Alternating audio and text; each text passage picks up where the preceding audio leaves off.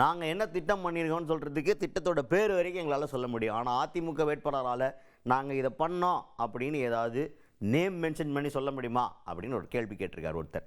யார் அவர், எந்த தொகுதியிலிருந்து பேசுகிறாரு பார்த்துருவோம் வாங்க. திமுகவை சேர்ந்த முக்கிய பிரமுகர் செந்தில் பாலாஜி அவர்கள்.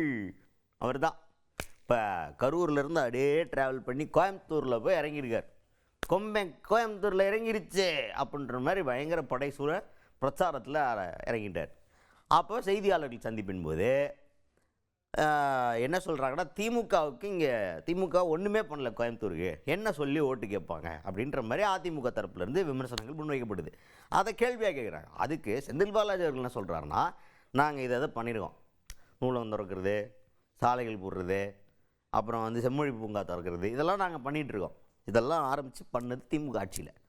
நூலகம் திறக்க போகிறோம், இப்படிலாம் இருக்குது, என்னென்ன பண்ணுறோன்றது பேரை சொல்லி என்னால் சொல்ல முடியும். ஆனால் அதிமுக நாங்கள் பண்ணுறோம் சும்மா சொல்லக்கூடாது, என்ன பண்ணாங்கன்றதை சொல்லணும். பேரை சொல்லி அவங்களால வாக்கு சேகரிக்க முடியுமா அப்படின்னு கேள்வி கேட்டிருக்காரு செந்தில் பாலாஜி அவர்கள். கேள்வியில் முதல் பாதி இருக்குல்ல, வளர்ச்சி திட்டங்களை சொன்னீங்கல்ல, அந்த வளர்ச்சி திட்டங்களில் செம்மொழி பூங்கா எந்த ஆட்சியில் அடிக்கல் நாட்டப்பட்டது, எந்த அரசாங்கம் அரசாணை வெளியிட்டது, யார் நிதி ஒதுக்குனா, யார் செயல்படுத்தி முடிச்சு திறந்து வச்சா, அதை ஒரு கணம் அவங்ககிட்ட அந்த கேள்விகளை கேளுங்க. அது மாதிரி இப்போ பெரியார் நூலகம் வேலை முடிய போகுது, முதலமைச்சர்கள் திறந்து வைக்க போகிறாங்க. அதுக்கு யார் அரசாணை வெளியிட்டா, நிதி ஒதுக்குனா, அடிக்கல் நாட்டுனா, பணிகளை யார் பார்வையிட்டா அப்படிங்கிறத அவங்ககிட்ட கேள்விகளை கேங்க. மேற்கு புறவழிச்சாளருக்கு அதுக்கு யார் நிதிகளை கொடுத்தா, அரசாணை வெளியிட்டா, பணிகளை முடித்து யார் திறந்து வைத்தா. அதே போல் ஜிடி நாயுடு மேம்பாலருக்கு, ஹாக்கி மைதானம் இருக்குது, ஹாக்கி மைதானம் எங்களுடைய துணை முதலமைச்சர் அடிக்கல் நாட்டி அவரே திறந்து வைத்தார். நீங்கள் ஒரு கேள்வி மட்டும் அவங்ககிட்ட கேளுங்க. நீங்கள் நெஞ்ச நிமித்தி கேட்போம்னா நீங்கள் உங்கள் திட்டங்களை சொல்லுங்கன்னு கேளுங்க. ஒரே நிமிஷம், அவங்க திட்டங்களை சொல்லுங்கன்னு கேளுங்க.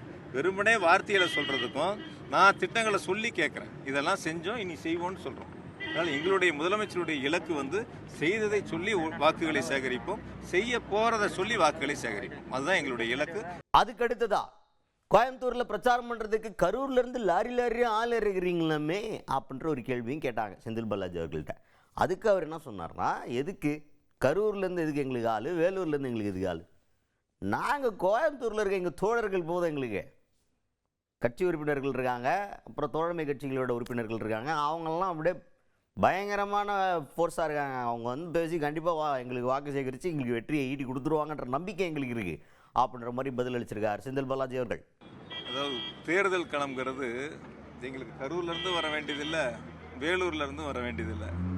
கோவையில் இருக்கக்கூடிய ஒவ்வொரு கழக நிர்வாகிகளும் எங்களுக்கு போர்ப்படை சிப்பாய்களைப் போல ஒவ்வொரு பூத்திலையும் நியமிக்கப்பட்டிருக்கின்ற எங்களுடைய திராவிட முன்னேற்ற கழகத்துடைய கழக நிர்வாகிகள், எங்களுடைய தோழமை இயக்கத்தினுடைய நிர்வாகிகள் எல்லாம் மிக சிறப்பாக பணியாற்றி வெற்றியை உருவாக்கி தருவதற்கு அவர்கள் தயாராக இருக்காங்க.